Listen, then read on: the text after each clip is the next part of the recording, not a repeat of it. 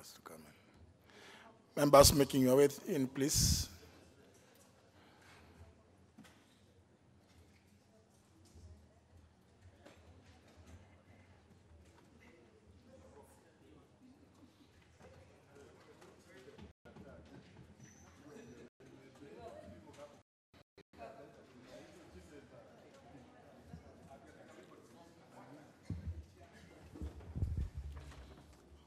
Honourable members, I wish to introduce to you a delegation from the Republic of Malawi. The delegation, at the Speaker's row, comprises of a commissioner of the Parliamentary Service Commission of Malawi, members of staff of Parliament, representatives of the Executive of the Republic of Malawi, and development partners. They are: 1, the Honourable Ralph Juma, MP, Commissioner, Parliamentary Service Commissioner, and Leader of Delegation. 2, the Honorable Lingson Belekanyama, MP, Chairperson, Public Appointments Committee, and Member of Legal Affairs Committee. 3, the Honorable Patricia Mkanda, MP, Chairperson of Privileges Committee. 4, the Honorable Maxwell Theolera, MP, Chairperson, Legal Affairs Committee. 5, the Honorable Dr. Alan Chiembekeza, MP, Member of Legal Affairs Committee. 6, the Honorable Martha Luji, MP, Member of Legal Affairs Committee. 7, the Honorable Boniface Kanzamira, MP, Member of Legal Affairs Committee.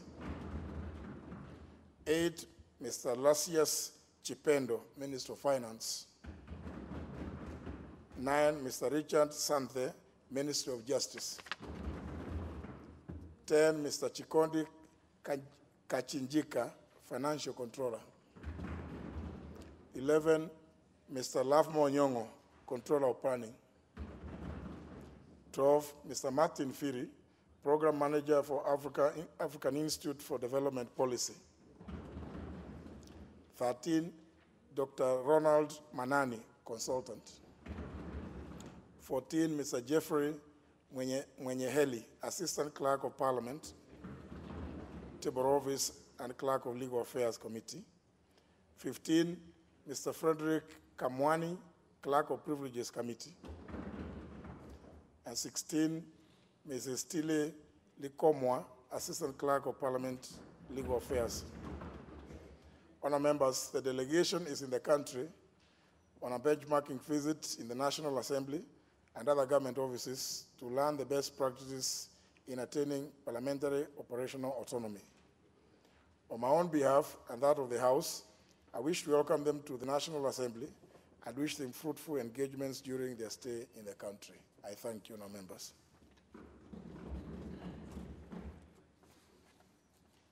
Honour members, I also wish to make this further communication on the Consolidated National Government Investments Report for the financial year 2017-2018. I wish to make the following communication. Section 89 of the Public Finance Management Act of 2012 provides that, and I quote, "The Cabinet Secretary responsible for matters relating to public investments shall prepare and submit to the National Assembly, not later than 4 months after the end of each financial year, a consolidated report summarizing the extent of national government investment, involvement or investment in, or funding of, all state corporations and government-linked corporations for the financial year." Close the quote. Honourable members, in this regard, by a letter dated 31st October 2018, the Cabinet Secretary for the National Treasury submitted the Consolidated National Government Investment Report for the financial year 2017-2018. The information that ought to be contained in such a report is stipulated in the Act and includes, inter alia, national government loans and guarantees to state corporations, grants and subsidies, as well as revenues that state corporations made during the financial year. I urge the House to pay particular attention to the report because it also relates to the percentage of government shareholding and equity in state corporations. Honourable members, I will therefore allow the leader of the majority party to table the same report under order number 5, after which it shall stand committed to the Departmental Committee on Finance and National Planning for consideration. Whereas I do not expect the Public Investments Committee to make any report to the House on this matter, it is important for the committee to note the contents of the report. This will guide them as they prioritize examination of audited accounts of state corporations. Honourable members, I have taken the liberty to give this communication so as to emphasize the importance of this particular report to the House and its committees.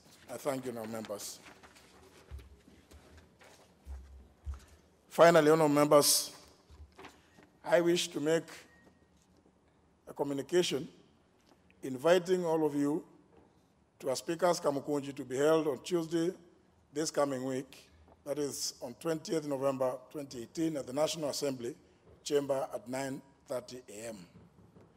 The agenda of the same Kamukunji will be circulated during the meeting, but the meeting is generally intended to provide opportunity for briefing on members' services and facilities by the Parliamentary Service Commission. All the members are requested to attend and be on time as it is a sitting day. I thank you, members.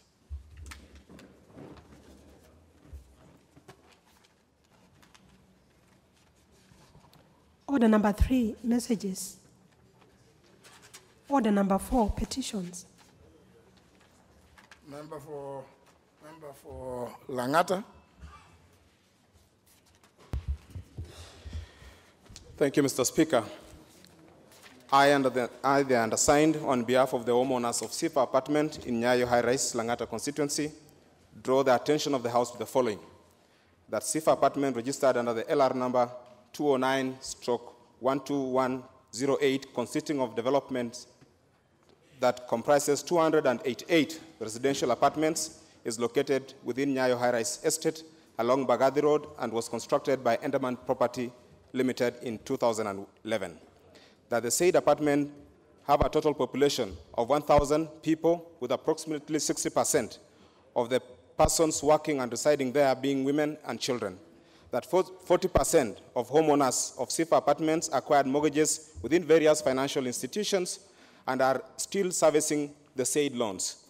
That the said apartments have been earmarked for demolition by the National Environmental Management Authority, NEMA, under the Improvement Notice NEMA/5/4 Volume 2, and the Water Resource Management Authority, WARMA, Order Serial Number 30366.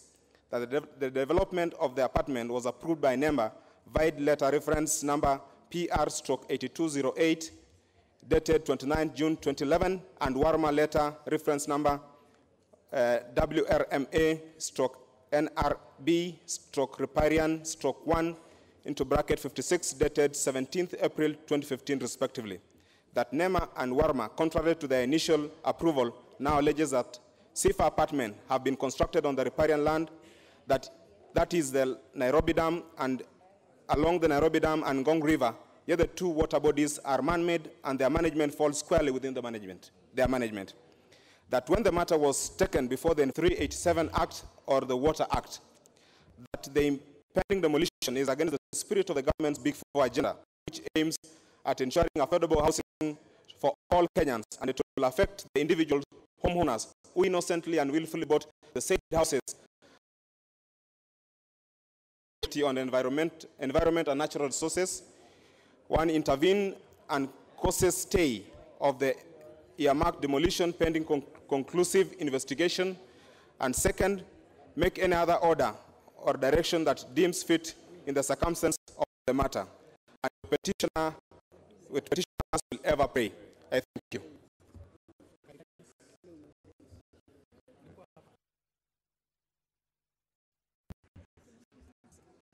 Member for what's the member for Lamu? You are already, yes. Please proceed. Honorable Captain Ruwainda Obo. Thank you, Mr. Speaker. I, the undersigned, on behalf of residents of Lamu County, draw the attention of the House to the following.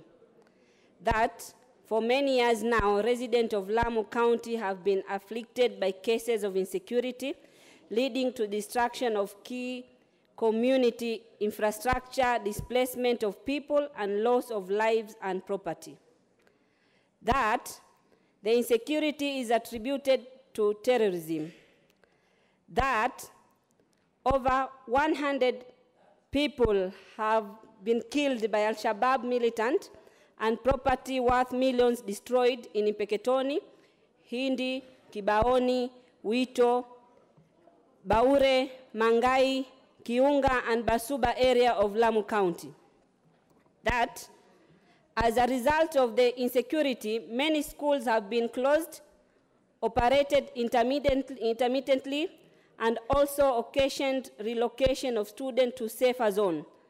All these have contributed to low school attendance and an increased rate of school dropout among the students.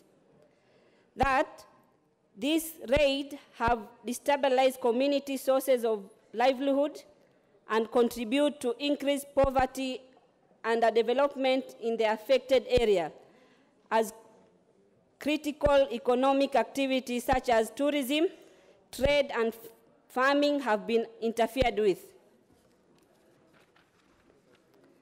That, despite the deployment and presence of Kenya Defense Force, but to date, some areas continue to remain insecure. And that the issue is in respect of which this petition is made are not pending before any court of law, constitutional or statutory body. Therefore, your humble petitioner prays that the National Assembly, through the Departmental Committee of Administration and National Security, 1, cause deployment of more security personnel in the area and establish security patrol bases in the area prone to military attacks. 2, recommend recruitment of more and well-equipped national police reservists among the local people to assist in the insecurity. 3, recommend for allocation of funds for construction of access roads to facilitate easy movement of security personnel in the area and for compensation of the affected family with regard to lost lives and property destroyed as a result of terrorist attack, and make any other order or direction that deems fit in the circumstance of the matter. And your petitioner will ever pray. Thank you. Honourable members, before I allow limited comments on the two petitions, and I'm doing this because I'm saying limited because petitions upon presentation is not a debate. That's why they are only allocated, understanding on number 226, only a limited period of 30 minutes. But if you look at the standing orders, it is coached in a way to suggest that such comments are at the discretion of the speaker. So, in sympathy with the presenters, I will allow some limited comments. But before we do so, honourable members, allow me to recognize also students from St. Kiadumo Church, members from St. Kiadumo Church, Gichoko constituency, Kirinyaga County, who are in the speaker's gallery, and also recognize a delegation from the County Assembly of Kitui, specifically from the Committee on Selection, seated in the speaker's gallery, together with staff. They are all welcome to observe. They are all welcome to observe proceedings in the National Assembly this afternoon. Member for Community. Thank you, Mr. Speaker, for this opportunity to comment on the petition by Honorable Nixon Korir, the Member of Parliament for Langata, pertaining the CIF apartments, Mr. Speaker. Mr. Speaker, I had raised a question over the same, but unfortunately, during that particular time, I got held up in the burial of the late Professor Wanjala, Mr. Speaker, the Jubilee Big Four agenda highlights the importance of housing. Mr. Speaker, I'm aware of Ederman, the safe apartments which were developed by Ederman. I have quite a number of people who are the owners who come from my constituency, Mr. Speaker. Some of them, Mr. Speaker, they use their proceeds from their loans, others from the pension, to purchase that particular apartment, Mr. Speaker. Mr. Speaker, when you look at the definition of riparian, this is the interface between the land and the stream, Mr. Speaker. And Mr. Speaker, from the definition of NEMA themselves, riparian is supposed to be within a width of 30 meters. Mr. Speaker, the said apartments, upon evaluation, it was realized that they are actually outside the riparian land, Mr. Speaker. Mr. Speaker, when questions were asked by Warma and NEMA to be able to know who gave the notice, the CEO themselves, Mr. Speaker, said they don't even know. It was issued by their juniors, Mr. Speaker. Mr. Speaker, it's reaching a level, people are taking advantage of this word riparian. And I think it's the highest time, Mr. Speaker, so that people cannot destroy the property that Kenyans have struggled to put up for the sake of... Very well.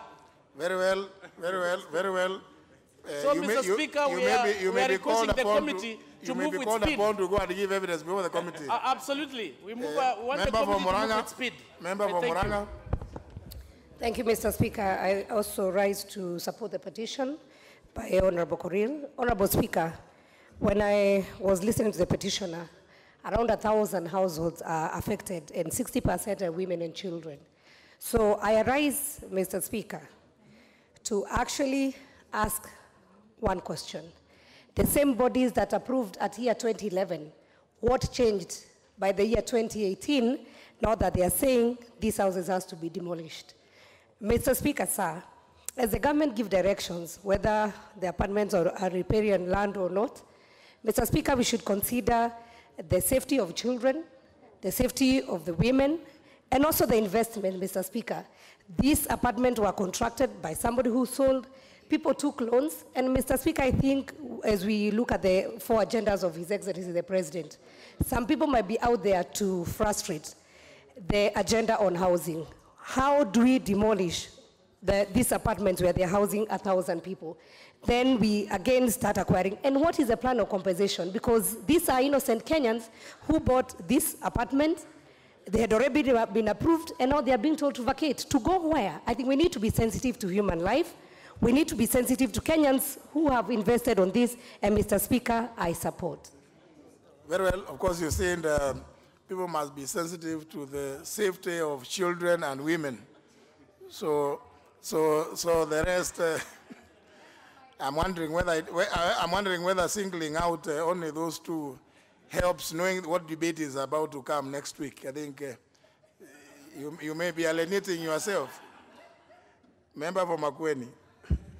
Thank you, Mr. Speaker, for giving me an opportunity to comment on the petition by member for Langata. I want to support it, Mr. Speaker, and state that this idea of demolishing houses has become quite common with the excuse of riparian ownership. Mr. Speaker, riparian ownership is defined by law, and that a lot of time have also lapsed since this building was made. There was no effort immediately or when the approvals were made to be able to stop it. But now, after a long time, Mr. Speaker, after many years, somebody comes with an afterthought, and as it has been stated, this is an area, Mr. Speaker, we are familiar with, and a lot of Kenyans are likely to suffer and the property destroyed, and also will end up being homeless. So, Mr. Speaker, I think it's a high time now Parliament has stood firm to make sure that the law is upheld, Mr. Speaker, and that the people, Kenyans, are not going to be frustrated unnecessarily, and that someone is not going to use the scare to be able to exploit this particular person, probably financially. So, Mr. Speaker, I support and will be joining the committee, Mr. Speaker, to make sure that the truth is found. I thank you, Mr. Speaker. Nominee 001. Thank you very much, Honorable Speaker. And Honorable Speaker, for sure, we are using this idea of riparian area not only to scare away investors, but to settle some political scores. Honorable Speaker, because what is this issue of riparian area? Honorable Speaker, Fort Jesus sits 0 meters from Indian Ocean. The headquarters of United Nations in New York sits 0 meters from River Amazon. Honorable Speaker, but now we are talking about riparian areas. Yet, when Governor Waitito talked about moving a river a bit, people said that this guy studied from Pajam, he does not understand what he was saying. But let me assure members of this House, Honorable Speaker, that Egypt 100 years ago had to connect 2 seas using Suez Canal, connect Red Sea and Mediterranean Sea. What about this issue of moving a river a little bit so that people can get somewhere to? We have left. You are saying aqua life, or you are saying animals. We have left all the animals to live in Masai Mara, to live in Mao Forest. How can you tell us now to migrate from Nairobi, our city, to live for animals? We are saying that we should be like other developed nations. In fact, Holland is a reclaimed land from the sea. This idea of riparian areas and this idea of road reserve and so on, somebody is going to a map, because other people are saying this land belongs to a school. Another parcel of land belongs to what? Let us go back to the map of 2000 and... Speaker, if all these approvals were gotten, the people who are responsible for approving this building must be arrested, because this is corruption, and the occupants, the buyers, the owners of that building should not be punished for a mistake which is not theirs. I thank you, Mr. Speaker, and I support the petition. Thank you, Mr. Speaker.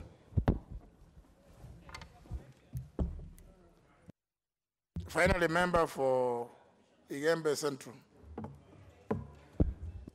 Thank you, Mr. Speaker, for giving me this opportunity to address these 2 petitions.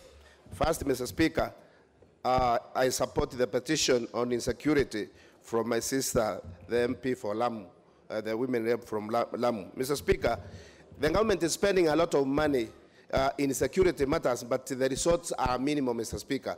Mr. Speaker, this is the high time these things are looked into critically, and especially those people who are sent to manage these crime-prone areas, to be people who are really vigilant, and let us see the results of their security beefing up, Mr. Speaker. If we keep on losing people and the property, and still the government is deploying so many personnel in those areas, Mr. Speaker, it's quite an unfortunate situation. On the part of this demolition of houses, Mr. Speaker. Mr. Speaker, I think this is the high time now the government is thought otherwise, and let us look at the mistakes which were done by officers in the past, and try to bring up laws which can conserve, or which we will be able to maintain the remaining riparian land. Because, Mr. Speaker, we can't go back and say we can claim all the riparian land in this country, then we will demolish all the houses in this country. We have a town in Maua, Mr. Speaker, which is sitting on marshland. And if we decide to remove those houses, there won't be any Maua town, Mr. Speaker. So, Mr. Speaker, this is the time we need to readdress this issue of demolishing houses, and let us not use it as some punishment for some people, because some people get it to be impoverished because of the mistakes which were done by other people. And at the end of the day, Mr. Speaker, once this is settled, this land will revert to other people in another dubious way, Mr. Speaker. I support the 2 petitions. Very well, very well. The 2 petitions are referred to the relevant committees for consideration. Within the member for Homa Bay, you are now trending on very dangerous grounds. You are likely to see yourself at the door. The committee, there is no information giving who. Giving who. Now, the member has already finished making his comments. The committee to prioritize the petitions within 60 days, as already communicated earlier, after which the committees will, of course, cease of the matters. Next order. Order number 5, papers. Leader Majority. Honorable Speaker, I beg to lay the following papers on the table of the House today, Thursday, November 13, 2018, afternoon sitting. The Consolidated National Government Investment Report for the financial year 2017-2018, Quarterly Economic and Budgetary Review Report for the period ending 30th September 2018 from the National Treasury. 3, the Annual Report and Financial Statements of the Capital Markets Authority for the financial year 2017-2018, the report of the Auditor General and financial statements of the Ethics and Anti-Corruption Commission, Staff House Mortgage and Car Loan Scheme for the year that ended 30th June 2018 and the certificate therein. And finally, the report of the Auditor General and financial statements of Kibwezi East constituency for the financial year that ended 30th June 2017 and the certificate therein. Thank you, Mr. Speaker. Very well. Chairperson, Committee on Health. Thank you, Mr. Speaker. Honorable Speaker, I beg to lay the following papers on the table of the House today, Thursday, November 15th, 2018. The report on the Departmental Committee on Health on the 73rd session of the United Nations General Assembly held in New York, USA from 20th to 30th September 2018, and a petition regarding fraudulent medical bill issued by MP Shah Hospital on account of the treatment of the late Matilda Anyango. I beg to lay the papers, Mr. Speaker. Chairperson, Departmental Committee on Justice and Legal Affairs. Thank you, Mr. Speaker. Honorable Speaker, I beg to lay the following paper on the table of the House today, Thursday, November 15, 2018. The report of the Departmental Committee on Justice and Legal Affairs on its consideration on the Parliamentary Service Bill 2018, National Bill number 6 of 2018. Thank you, Mr. Speaker. And Mr. Speaker, let me request members to obtain copies of the report in the table room so that, Mr. Speaker, they're able to go through the report in preparation for the debate in second reading. Very well, Honorable Cheptumo, and I think it should be in the interest of every member to get a copy of that report to familiarize yourselves with what the committee has done.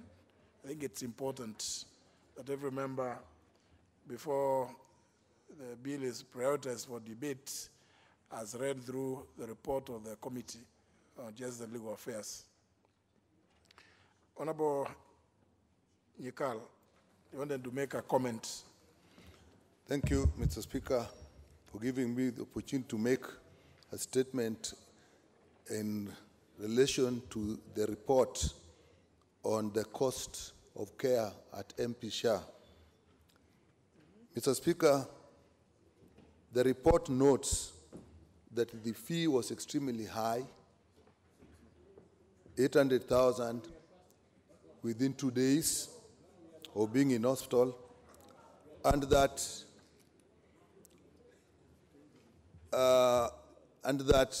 the fee guidelines that were provided and which the committee looked at were themselves so high that actually it turned out that the hospital and the professionals that looked after the patient actually acted within the fee guidelines. And Mr. Speaker, why I rise is to sort of clear my name, because last week when, Mr. Speaker, what our chair indicated, for example, repair of fistula, I mentioned this issue of fistula because it's a big problem for women. The guideline that was on the floor that day was 180,000 to 420. What I had actually recommended in the guideline that actually started off was 20,000 to 80,000.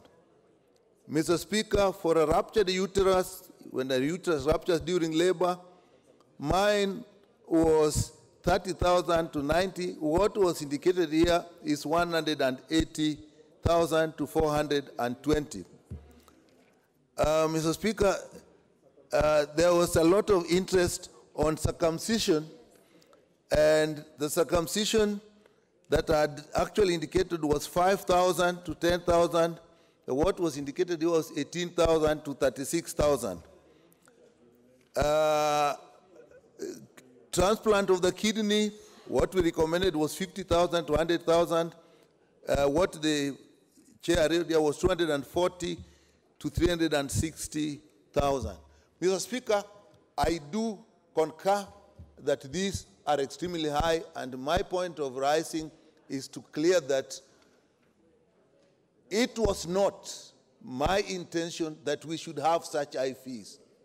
And therefore, my recommendations were pretty low. But what we have recommended in the committee is that those new fee guidelines must be looked at immediately and actually revised downwards. Because I believe if we are going to have universal health care, we must have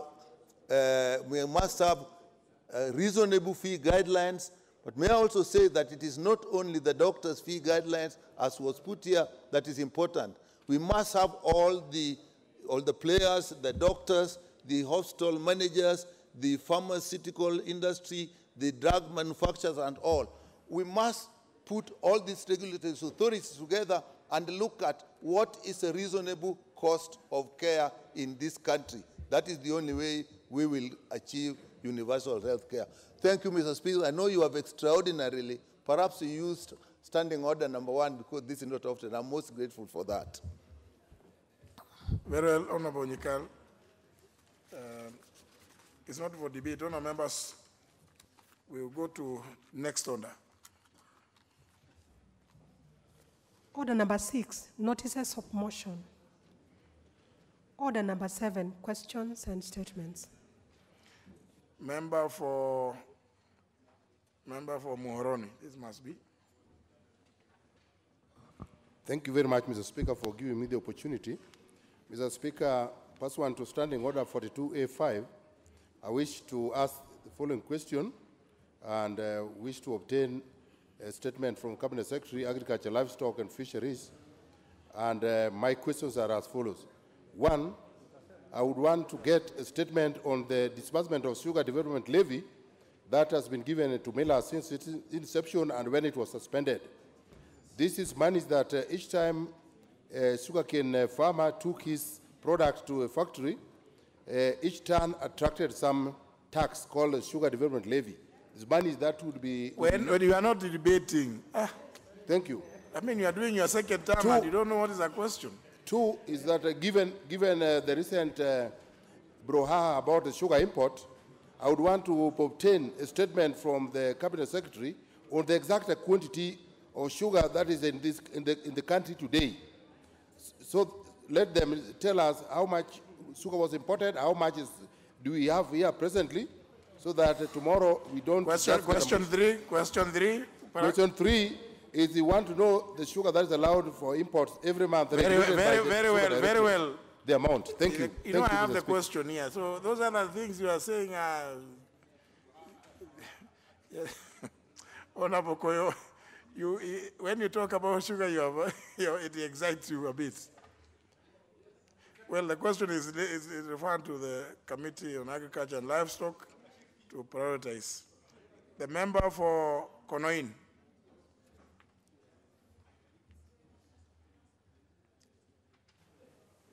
Brighton Leonard. Thank you. Thank you very much, Mr. Speaker. My question is number 168 of 2018. And I'm asking a question to Cabinet Secretary for Trade, Industrialization, and Cooperative.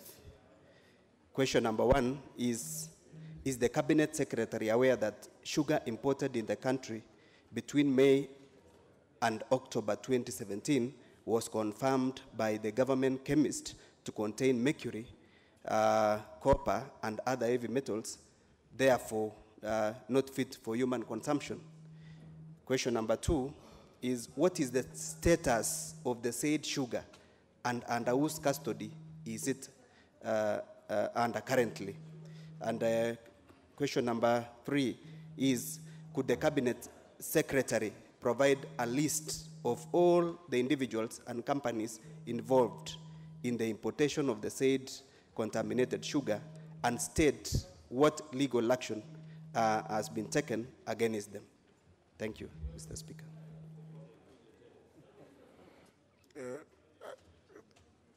Very well, that was referred to the Committee on Trade, Industry and Cooperatives. They will prioritize. Member for Lamu County, Captain Rwanda.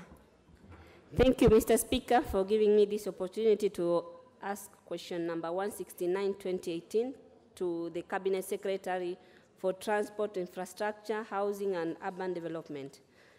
A, why was Mtangawanda Kizingitini Road constructed without the necessary National Environment Management Authority approvals? B, were the owners of the private land where the road was constructed compensated? If so, could he provide the list of beneficiaries and amount of money paid to each individual? Thank you. Referred to the Committee on Public Transport, Public Works and Housing. Next question by the member for Mumias East. Thank you, Mr. Speaker. Sir. Mr. Speaker, I rise to ask question number 173, stroke 2018, to the Cabinet Secretary for Labor. I wish to ask question number 174 of 2018 to the Cabinet Secretary for Foreign Affairs. A, is the Cabinet Secretary aware that the government in 2014, during the special summit of heads of state and government of the International Conference on the Great Lakes region on youth and employment held in Nairobi, undertook to host the Regional Youth Forum Secretariat of the International Conference on Great Lakes region in Kenya, and further provide an initial $2 million to set up and run the Secretariat for the first 2 years, 2014 to 2016. B, what is the status of implementation of this resolution, and how many members of staff have been employed to the said Secretariat? C, how has the government assisted the youth? Mr. Speaker, you realize that we have very few members. Mr. Speaker, because today we are likely to go up to around midnight, if you could order, after 7 o'clock, Mr. Speaker, if free tea can be provided to the members,